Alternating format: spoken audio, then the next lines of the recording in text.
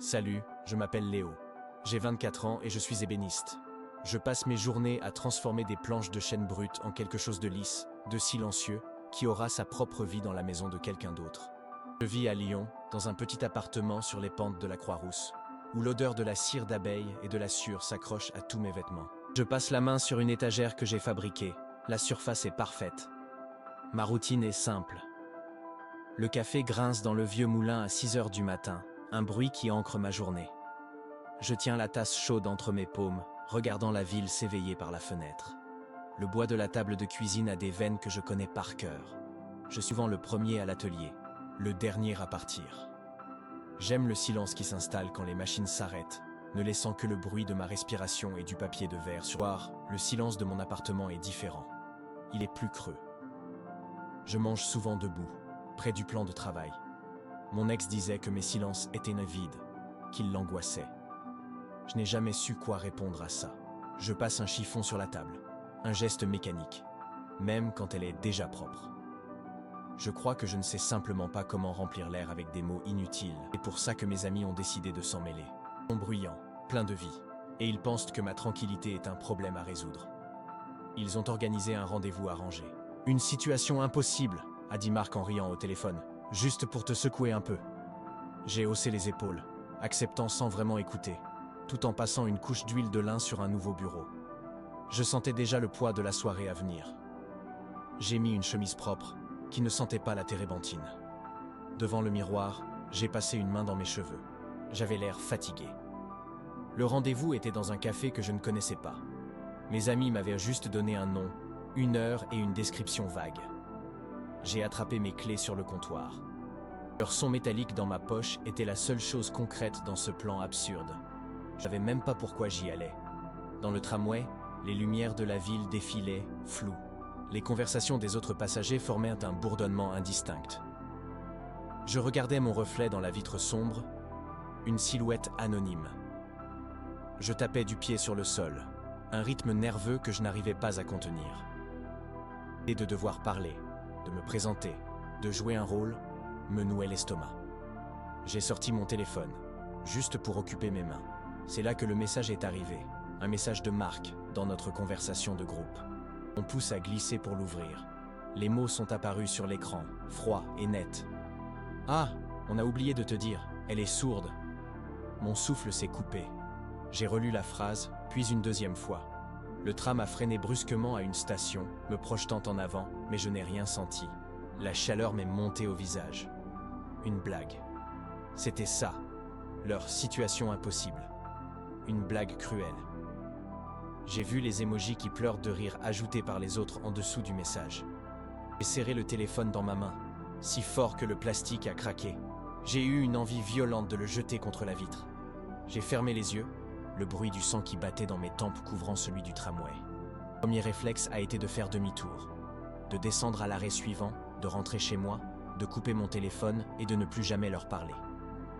Je me suis levé, agrippant la barre métallique froide au-dessus de ma tête. Je pouvais presque sentir le soulagement. L'image d'une femme, seule à une table de café, attendant quelqu'un qui ne viendrait jamais, s'est imposée à moi. Elle n'avait rien demandé. La laisser en plan, c'était devenir complice. C'était pire. J'ai relâché la barre et je me suis assis lourdement sur mon siège. La colère était toujours là, mais elle avait changé de cible. Je ne savais pas ce que j'allais dire, ni comment. Mais je ne la laisserai pas seule.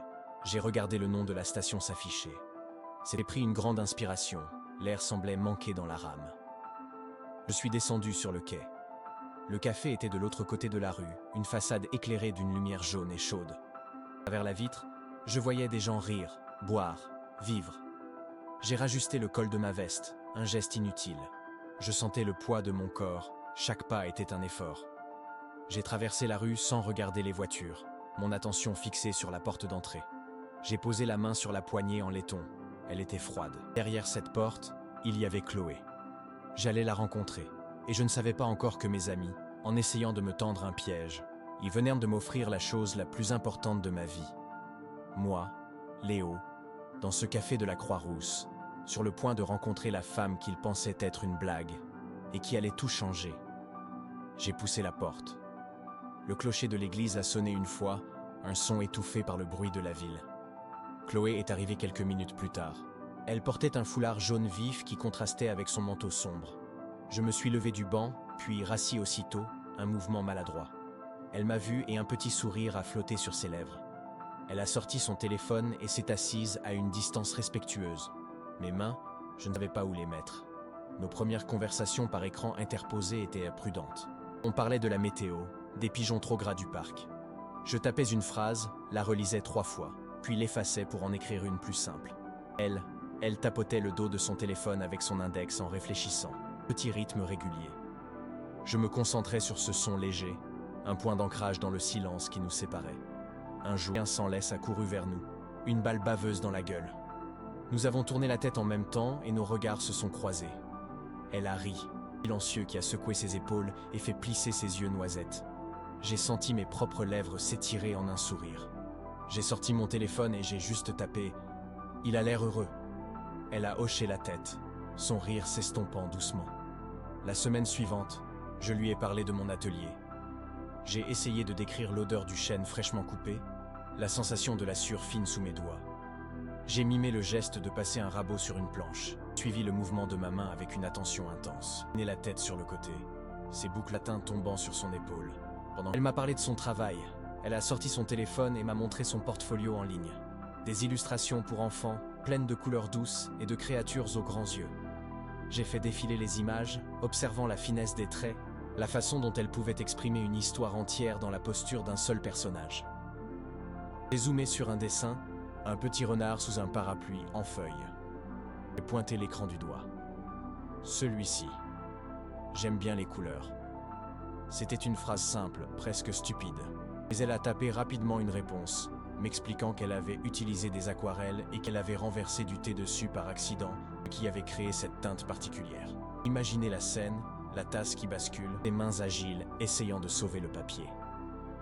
Cette nuit-là, dans mon atelier, je n'arrivais pas à me concentrer sur la commande en cours. J'ai ramassé une chute de bois de cerisier, un petit bloc à peine plus grand que ma paume. Le bois était lisse, d'une couleur chaude. Sans vraiment y penser, j'ai pris mon couteau à sculpter et j'ai commencé à enlever de petits copeaux.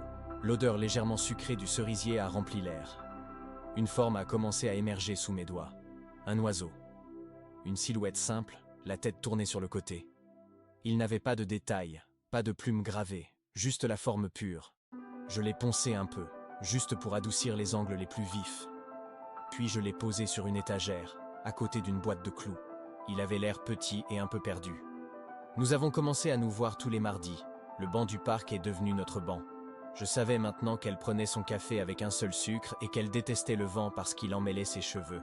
J'arrivais toujours quelques minutes en avance et je passais la main sur la latte de bois légèrement fendue du dossier, un geste devenu un rituel.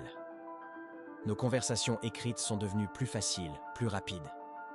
Elle utilisait des émojis pour ponctuer ses phrases, et j'ai appris à deviner son humeur à la vitesse de sa frappe. Parfois, on ne s'écrivait rien pendant plusieurs minutes, on regardait simplement les gens passer. Je me suis rendu compte que je ne ressentais plus le besoin de remplir le vide. Le silence avec elle n'était pas vide du tout. Un mardi, il pleuvait. Nous nous sommes réfugiés sous le kiosque du parc. Elle m'a montré un croquis sur sa tablette, une illustration sur laquelle elle bloquait. Un personnage devait avoir l'air triste, mais il avait juste l'air fatigué. Elle a zoomé sur le visage, a mordu sa lèvre inférieure en signe de frustration. J'ai vu la petite ligne de tension entre ses sourcils. Je n'ai rien dit sur la technique de dessin. Je n'y connaissais rien. J'ai juste regardé le croquis pendant un long moment. Puis j'ai tapé sur mon téléphone. Peut-être que ses mains devraient être dans ses poches. Levé les yeux de sa tablette, m'a regardé, puis a reporté son attention sur le dessin. Elle a esquissé rapidement le changement. Son visage s'est un peu détendu. Plus tard, nous avons décidé de marcher le long des quais de la Saône. Le ciel était gris, l'eau du fleuve était sombre. Nous marchions côte à côte, nos épaules se frôlant parfois. À un moment, nos mains se sont effleurées.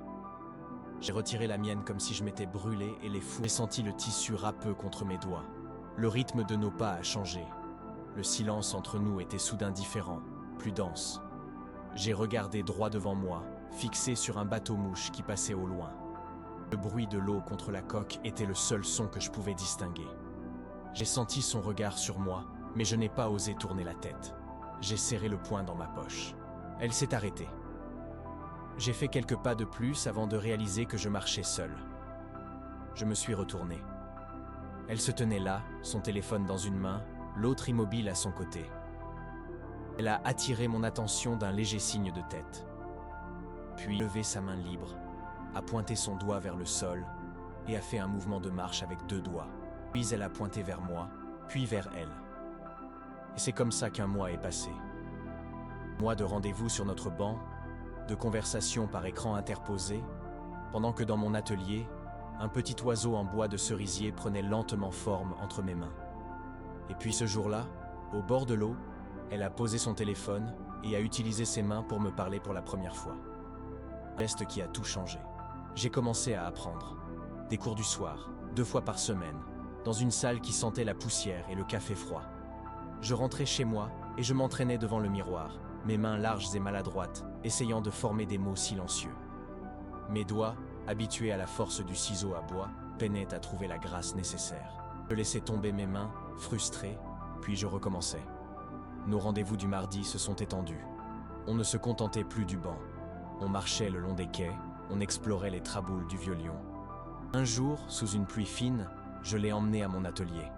Elle a passé ses doigts sur le bois d'un bureau en cours de finition, fermant les yeux comme pour mieux sentir la texture. J'ai balayé un tas de copeaux sur le sol, soudain conscient du désordre.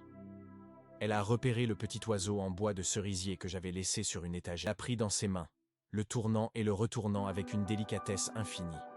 J'ai senti ma gorge se serrer. J'ai fait un geste de la main, un signe maladroit pour lui dire qu'il était pour elle. Ses yeux noisettes se sont levés vers moi et j'ai vu une fragilité que je n'avais jamais vue. Ce soir-là, elle m'a raconté un peu plus son histoire, par message, assise sur un tabouret de l'atelier. Elle m'a parlé des fêtes de famille de son enfance, du brouhaha des conversations dont elle ne percevait que les vibrations à travers le plancher. Elle a tapé qu'elle se sentait comme derrière une vitre. J'ai arrêté de poncer une planche. Le bruit du papier de verre s'est tu. Je n'ai rien répondu. Je n'avais pas de mots pour ça. J'ai simplement pris une vieille couverture de laine sur une chaise et je l'ai su était rêche. Il sentait la térébenthine. Elle a tiré la couverture un peu plus contre elle et a continué à taper sur son téléphone, son visage éclairé par l'écran. Je suis resté là, debout, à la regarder. La semaine suivante, c'est elle qui m'a invité. Son appartement était tout le contraire de mon atelier. Lumineux, avec de grandes fenêtres et des murs couverts de croquis. Des personnages de ses livres me regardaient depuis des feuilles de papier scotchées un peu partout. Je me sentais grand et gauche dans cet espace si personnel. J'ai gardé mes mains dans mes poches pour ne rien toucher. Elle m'a fait du thé. J'ai regardé ses mains agiles préparer les tasses, verser l'eau chaude. Ces mêmes mains qui pouvaient raconter des histoires entières avec quelques gestes rapides. Elle a posé une tasse devant moi, la vapeur montait en spirale. Le petit oiseau en bois était posé sur sa table à dessin, juste à côté d'une aquarelle inachevée. Mon téléphone a vibré sur la table. Un message de Marc. Je l'ai ignoré, mais j'ai senti une pointe de colère me piquer l'estomac. Chloé a suivi mon regard. Elle a incliné la tête, son geste habituel quand elle était curieuse. J'ai secoué la tête et j'ai retourné mon téléphone, l'écran contre la surface en bois de la table. Un geste plus brusque que je ne l'aurais voulu. Pour chasser ce malaise, j'ai tenté ma première vraie conversation en langue des signes. Je lui ai raconté ma journée, mes mains hésitantes, cherchant les bons gestes. Je me suis trompé plusieurs fois, signant « chaise » au lieu de « chaîne ». Elle a ri, son rire silencieux qui faisait et a corrigé mon geste avec une douceur patiente. Mon doigt a effleuré le dos de ma main pour me montrer la bonne. Le contact était léger, bref, mais j'ai senti une chaleur se propager dans mon bras. J'ai arrêté de bouger, oubliant le mot que j'essayais de former. Nos regards se sont croisés au-dessus de nos mains jointes. Une sorte de décision. Elle a retiré sa main lentement.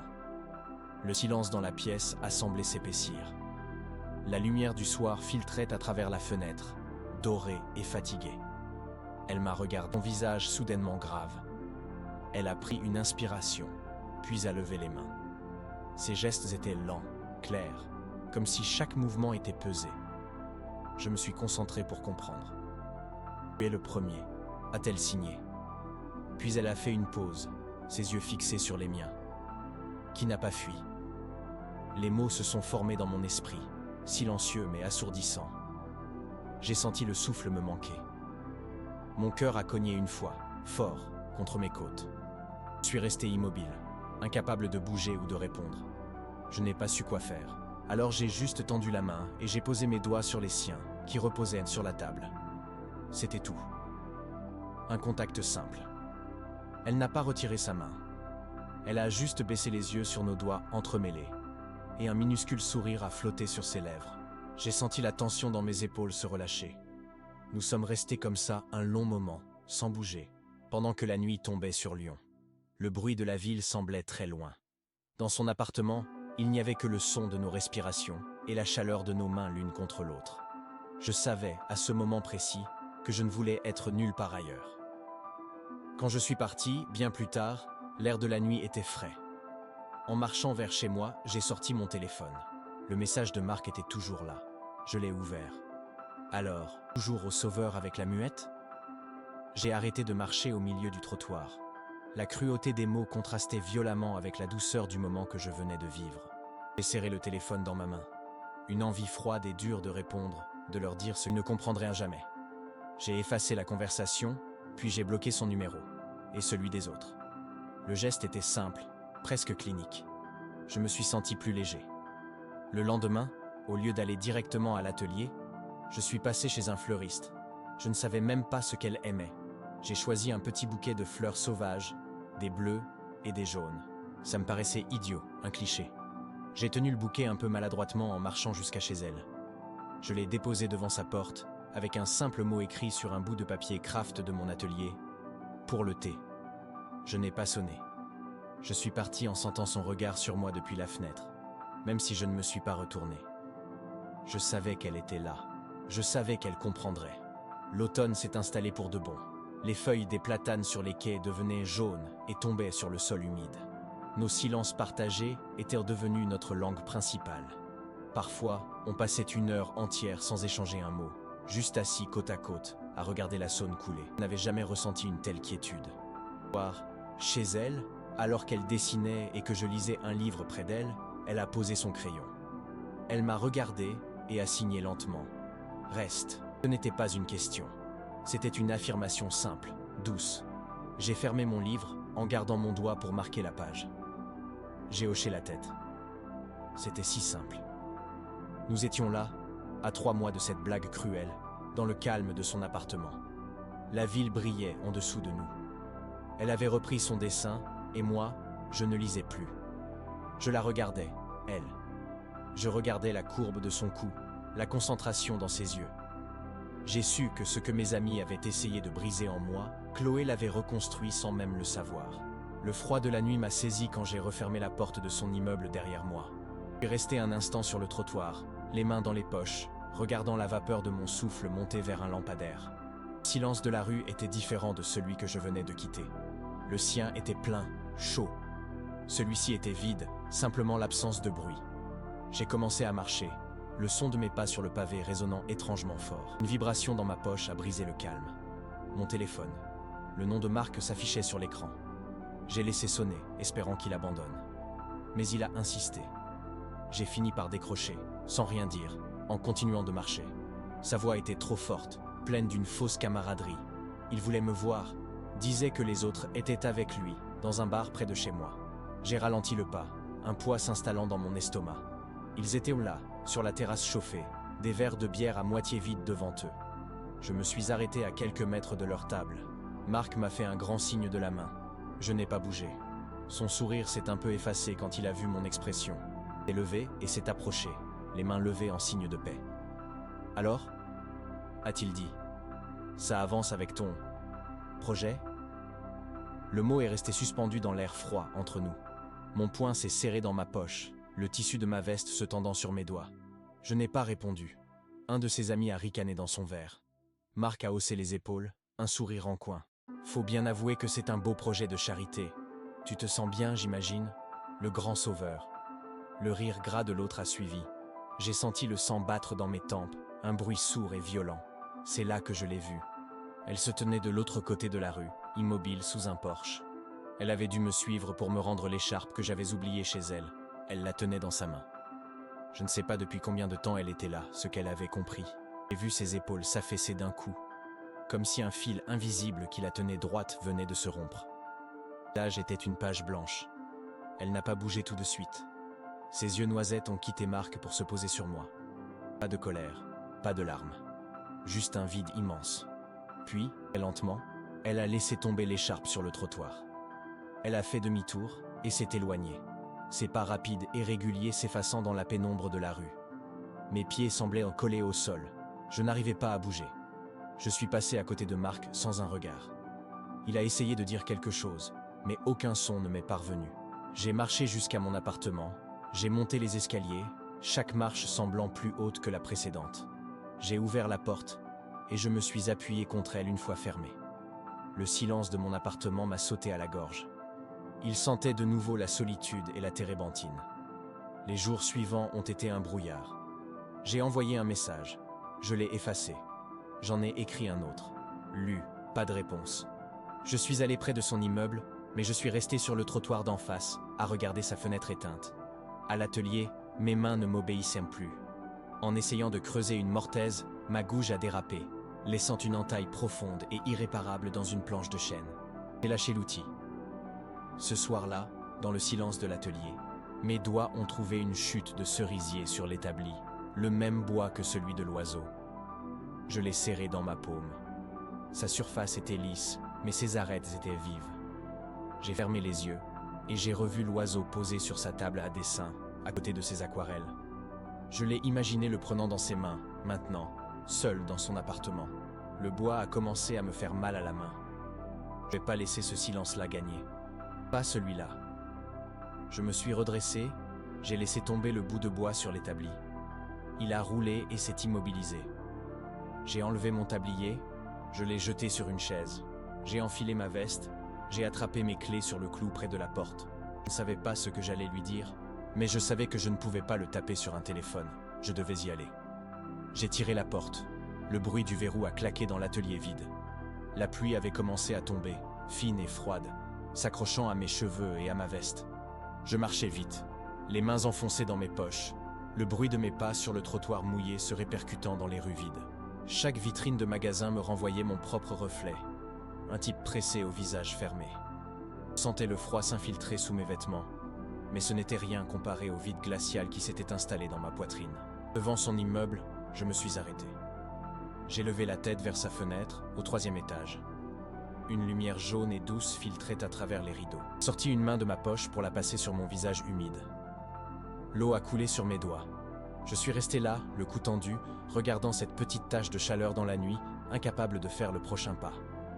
Le son du BZZ de l'interphone a brisé le silence de la rue. Je ne me souvenais même pas d'avoir appuyé sur le bouton. Le bois était engourdi par le froid.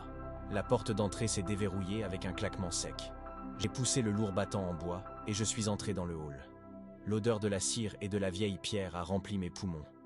Je me suis essuyé les pieds sur le paillasson usé. Chaque marche de l'escalier en bois craquait sous mon poids. Le son montait devant moi, annonçant mon arrivée. Mon cœur battait au rythme de mes pas. En arrivant devant sa porte, j'ai tout à coup eu l'impression de ne plus avoir d'air. J'ai posé une main contre le mur froid pour me stabiliser. J'ai levé l'autre main, le poing fermé, mais je l'ai laissé retomber sans frapper. La porte s'est ouverte d'un coup. Elle se tenait trop grand pour elle sur les épaules. Ses cheveux bouclés étaient attachés en un chignon lâche, et ses yeux noisettes semblaient immenses dans son visage fatigué. Elle m'a regardé, puis a baissé les yeux sur mes mains trempées. Elle n'a pas bougé pour me laisser entrer. Son corps formait une barrière. J'ai levé mes mains, lentement, pour qu'elle puisse les voir. Elles étaient recommencées à signer. Des mots simples. Désolé. Mes doigts s'en mêlaient. J'ai dû recommencer le signe pour désolé 2 fois. Elle a suivi mes mouvements, son expression ne changeant pas d'un iota. J'ai senti une goutte de pluie couler de mes cheveux le long de ma tempe. Elle a secoué la tête, un mouvement à peine perceptible. Elle a sorti son téléphone de la poche de son pull, a tapé quelques mots d'une seule main et m'a montré l'écran. « Tu n'as pas à faire ça, Léo. Ce n'était qu'une blague cruelle. Tu peux partir. » J'ai lu la phrase, mais j'ai refusé de la laisser me renvoyer. J'ai gardé mon regard fixé sur le sien. J'ai continué à signer, plus vite cette fois, la nécessité me rendant plus précis. Mes amis se sont trompés en voulant me piéger, mais ils m'ont offert la meilleure chose qui me soit arrivée. Mes mains ont fini le mouvement et sont restées suspendues un instant dans l'air entre nous. J'ai vu une fissure apparaître dans son calme, une lueur de quelque chose dans ses yeux. Elle a laissé son téléphone. L'écran s'est éteint. Elle a reculé d'un pas, ouvrant complètement la porte. Je suis entré. L'appartement était silencieux, chaleureux. Mon regard a été immédiatement attiré par sa table à dessin.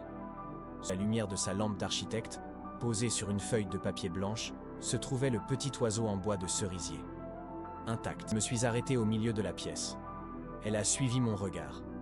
Lentement, elle s'est approchée de la table, a pris l'oiseau dans ses mains.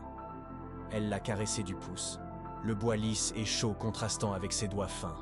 Elle a levé les yeux vers moi, et cette fois, je les ai vus briller. Elle a reposé l'oiseau délicatement, exactement à sa place, comme une pièce précieuse. Puis, elle a levé ses mains. Ses gestes étaient lents, délibérés. Chaque mouvement était chargé d'un poids que je pouvais presque sentir physiquement. Elle a signé, et les mots se sont formés dans mon esprit, plus clairs que n'importe quelle parole que j'ai jamais entendue. Tu es le premier qui n'a pas fui. Mon souffle s'est bloqué dans ma gorge. Je suis resté immobile, le bruit de la pluie contre la fenêtre semblant venir. J'ai fermé les yeux un instant, juste pour graver cette image dans ma mémoire. Son visage, la lumière de la lampe, ses mains qui venaient de me dire la chose la plus importante. J'ai rouvert les yeux, et j'ai fait un pas vers elle. Je me suis arrêté juste devant elle. Je n'ai pas touché son visage, ni pris son corps dans mes bras. J'ai simplement tendu les mains et j'ai pris les siennes. Je les ai tenues dans les miennes, sentant la texture de sa peau, les os fins sous mes doigts. J'ai regardé nos mains jointes, puis j'ai relevé les yeux vers les siens. Je n'avais qu'un seul mot pour elle. Un mot qu'elle m'avait appris le premier soir, qui semblait contenir tout ce que je ne savais pas dire. J'ai resserré ma prise sur ses mains, juste un peu, et j'ai signé avec toute la clarté dont j'étais capable. Reste. Ses doigts se sont crispés sur les miens. Un sourire fragile, à peine visible, a flotté sur ses lèvres. C'était assez. 6 mois ont passé. Le moulin à café grince toujours à 6 heures du matin. Mais le son n'est plus seul. Chloé est déjà à sa table à dessin, une jambe repliée sous elle, tapant du pied au rythme des vibrations qui parcourent dans le plancher. Je pose 2 tasses sur le comptoir, pas une seule. Je lui apporte la sienne, ma main se pose un instant sur son épaule. Elle lève les yeux de sa feuille. Ses lèvres forment un merci, silencieux. Notre journée a commencé. Nos conversations ne passent plus par un écran. Autour de la table du petit déjeuner, je lui raconte avec mes mains le cauchemar que j'ai fait. Un meuble qui ne voulait pas s'ajuster. Mes gestes sont encore parfois hésitants. Je cherche un signe. Je me trompe. Elle sourit, prend doucement mes doigts pour corriger la position de ma main. Le contact de sa peau sur la mienne est devenu une partie de notre grammaire. Une ponctuation douce qui dit « Je suis là, je comprends ». J'ai installé une lumière dans le couloir qui clignote quand quelqu'un sonne à la porte. La première fois qu'elle s'est allumée, elle a sursauté puis a ri, son rire silencieux qui secoue tout son corps. Parfois, je regarde la petite ampoule et je me souviens du silence vide de mon ancien appartement. Ce n'est pas que le silence a disparu. Il a juste changé de sens. Il n'est plus une absence, mais une présence. Un espace que nous remplissons à notre manière. Le petit oiseau en bois de cerisier a trouvé sa place. Il n'est plus sur sa table à dessin, mais sur la première étagère de la bibliothèque que je lui ai fabriquée. Il est posé à côté d'un de ses livres illustrés. De temps en temps, en passant, mes doigts effleurent le bois lisse. Je me souviens de la nervosité de mes mains en le sculptant, de l'espoir insensé que j'y avais mis. Il est le témoin muet de notre premier langage. Bien sûr, il y a des jours difficiles. Des jours où la fatigue crée des malentendus, où un signe rapide est mal interprété. Je la vois se fermer, ses épaules se voûtent, et mon premier réflexe est encore de me taire, de me replier. Mais je ne le fais plus. L'autre soir, après une dispute muette, je suis allé dans la cuisine. J'ai fait du thé et je l'ai posé à côté d'elle, sans un mot, sans un geste. Elle a posé sa main sur la mienne. C'était assez. Je repense souvent à l'homme que j'étais, celui qui a failli faire demi-tour dans le tramway, celui qui voyait le silence comme un échec. En marchant avec elle sur les quais de la Saône, nos mains se frôlant, je ne le reconnais plus tout à fait. Il fait partie de moi, mais comme une vieille cicatrice sous des vêtements neufs. Il m'a fallu rencontrer une femme qui n'entendait pas le bruit du monde pour que j'apprenne enfin à ne plus avoir peur du calme. Parfois, le soir, quand elle lit près de moi sur le canapé, son visage éclairé par la lampe, je lève la main pour attirer son attention. Je signe lentement les 3 mots qu'elle m'a appris le premier soir. Bonjour, Belle. Reste. Elle ne pleure plus. Elle sourit, un sourire lent qui atteint ses yeux noisettes, et elle pose sa tête contre mon épaule. Le poids de sa confiance est la chose la plus solide que j'ai jamais construite. La nuit est tombée sur la ville. Elle me rejoint près de la fenêtre, passe ses bras autour de ma taille et pose son menton sur mon épaule. Je couvre ses mains avec les miennes. Dehors, Lyon fait du bruit, les voitures, les sirènes, les vies des autres. Mais ici, dans le calme de notre appartement, dans le silence que nous avons appris à partager, je sens sa respiration contre mon dos, et je sais que je suis à la maison.